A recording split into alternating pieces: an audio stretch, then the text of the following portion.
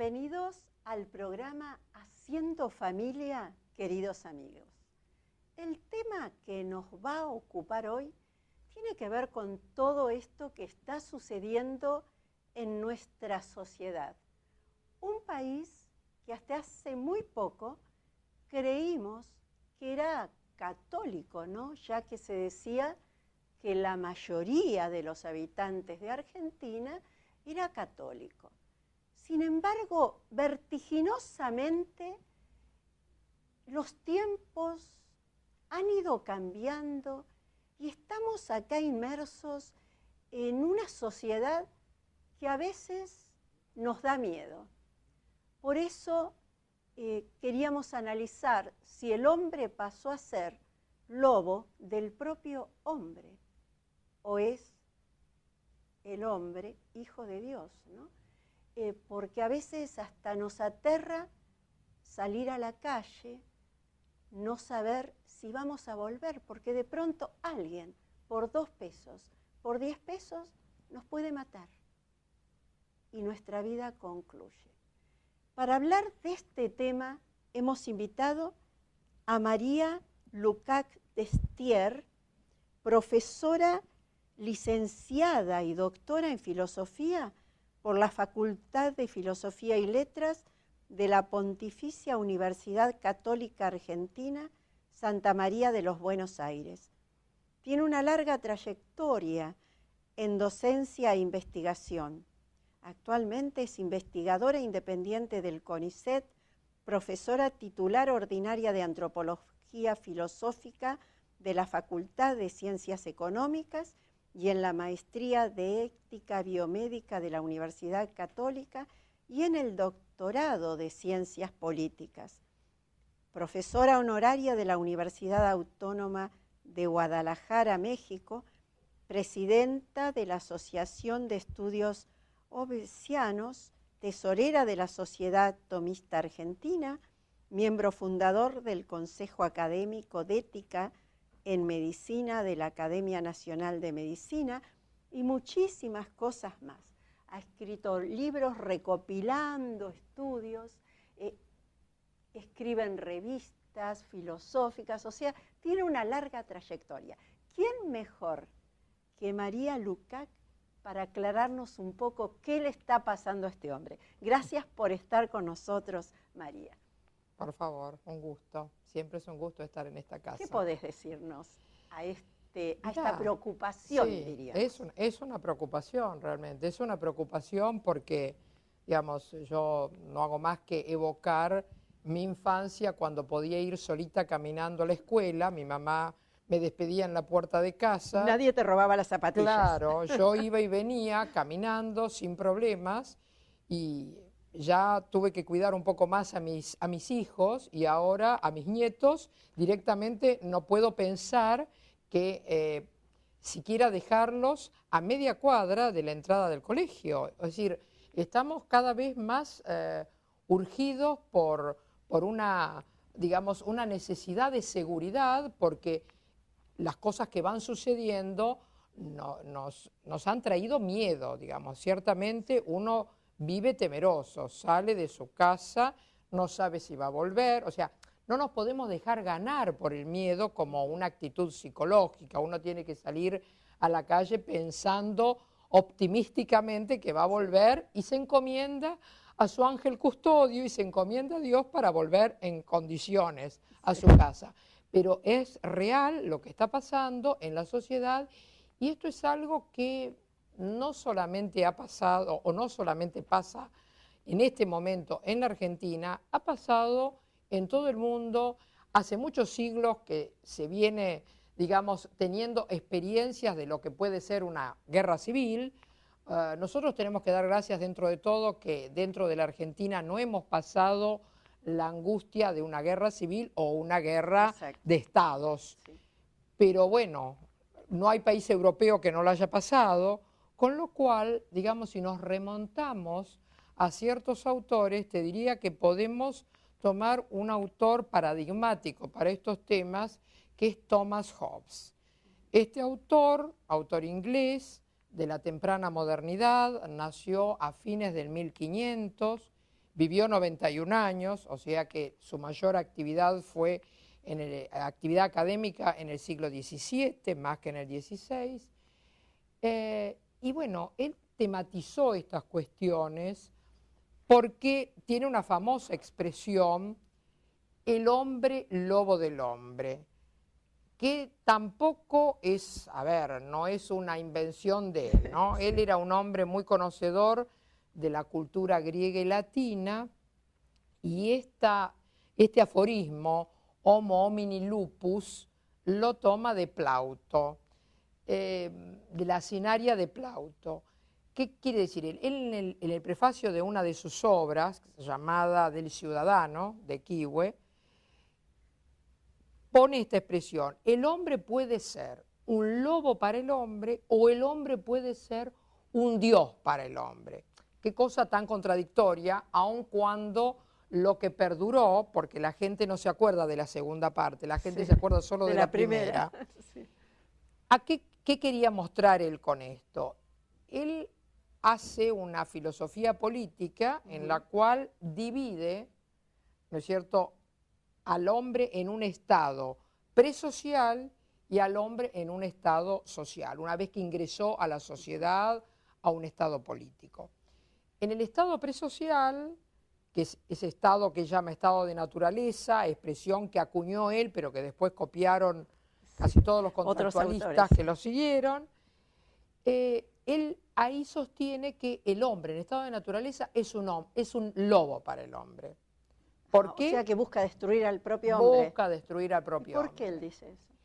Y esto lo dice él porque dice, bueno, en ese estado la naturaleza le da todo a todos. O sea, todos están en una igualdad de condiciones, todos tienen derecho a todas las cosas, pero analiza correctamente, con lógica él, cuando dice el que tiene derecho a todo, en realidad no tiene derecho a nada.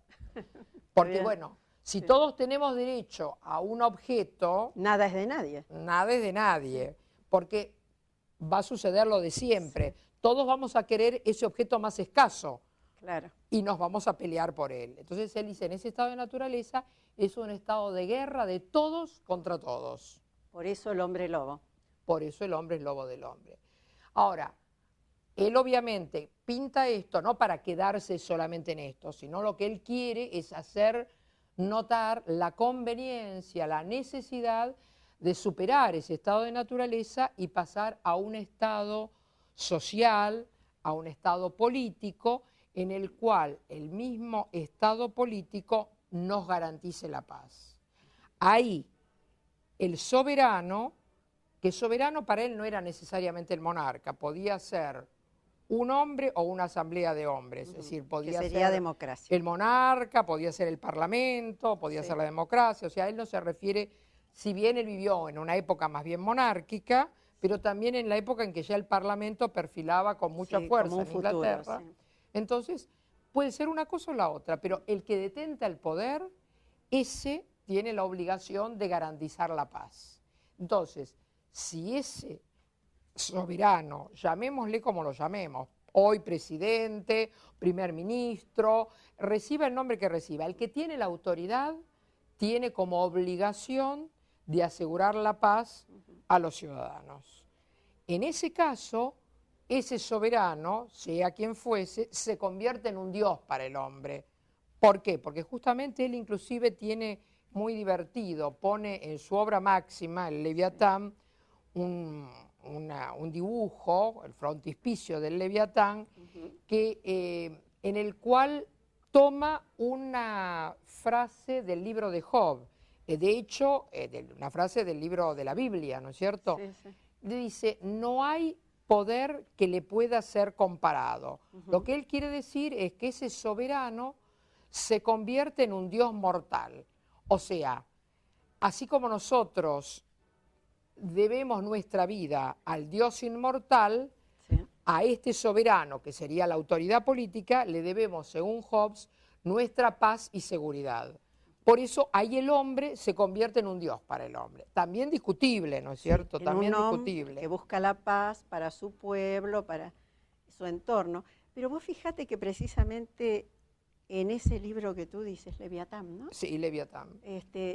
dice, hay en una parte que dice, no hagáis a los demás lo que no queréis que os hagan a vosotros. Exacto. También una frase del Evangelio. Exactamente. Que él no era católico. No, pero, no, pero o sea, es un hombre que también en la época el uso de la Biblia era habitual, sagrado. era claro, no podía escribirse nada realmente importante que de alguna manera no hiciera también una cita bíblica. Pero lo cierto es que él pone justamente esa expresión, digamos, evangélica, ¿no es cierto?, para notar que nosotros lo que tenemos que respetar es esto. Una vez que estemos en la sociedad, una de las leyes de naturaleza Sí. que tiene que regir nuestra vida es precisamente esa, no hacer al otro lo que no querramos que nos hagan. Uy, ¿te imaginas si eso se lleva a cabo hoy día? Qué bien que viviríamos. Y viviríamos muy bien, Sí. pero ciertamente, no, fíjate no del todo mal, pero no puedo también. calificar precisamente a Hobbes como un hombre creyente, sin embargo, desde su tal vez incredulidad, igualmente se daba cuenta que para una vida pacífica era necesario respetar al otro. Respetar al otro, exacto. O sea, no es una cuestión meramente religiosa, es una cuestión de naturaleza humana el entender que el respeto por el otro, al pretender que a mí no me pase lo que yo no quiero que a mí me pase, no se lo puedo hacer al otro. Exacto. Eso es un principio de la convivencia, no es un principio ni de catolicidad ni de cristiandad. Por supuesto, el cristianismo, como siempre, ha puesto esos valores universales, les he dado un valor, digamos, los ha puesto en el tope de lo que podría llamarse la doctrina social para todo hombre, Sí, no dentro para de- un creyente. Sí. Sí, que abarca a ¿Qué son los 10 todo ser mandamientos? humano. Fíjate, los 10 Que es el bien mandamientos. común. En la doctrina Claro. social se habla mucho del bien común y Exactamente, o sea, un ateo también habla del bien común, que es el bien común a todos los hombres, ¿no? totalmente. Yo digo, los principios de la cristiandad valen no solo para los cristianos, porque están de alguna manera armados sobre algo que podríamos llamar una ley natural. Exacto. La ley natural, si nosotros nos sometemos a la naturaleza, a los dictados y a las leyes de la naturaleza, no vamos a equivocarnos, Olga. Ya lo El creo. problema es que el hombre quiere destruir las leyes naturales. Sí. E ir por donde quiera. También hablaba de la diferencia de gobiernos, ¿no? Que decía que consiste en la diferencia del soberano, de la persona representativa de todos y cada uno, de la multitud. Ujú. ¿Nos podés explicar esto? ¿A qué se refería? En todo caso, el soberano debe procurar a sus súbditos todo aquello para lo cual ha sido instituido. Ponía en primer término la seguridad. La seguridad, exactamente. ¿Eh? Bueno, mira, él tiene una evolución en su pensamiento en pocos años. De la primera gran obra política de él, esa de Quihue, del ciudadano, que Sí. del que te cité esta expresión, algún el momento. hombre lobo del hombre o el hombre Dios para el hombre, allí él sostiene, digamos, que la multitud, en el momento de pactar para instituir a un tercero, que es el soberano, el que va a ser autoridad, el que los va a gobernar, tiene de algún modo, en este caso, hace una transferencia, cede sus derechos, todos sus derechos a todas las cosas, a un tercero que no pacta, que es el soberano. Pero en la obra cumbre de él, el Leviatán, transforma un poco esto y más que hablar de transferencia, habla de autorización.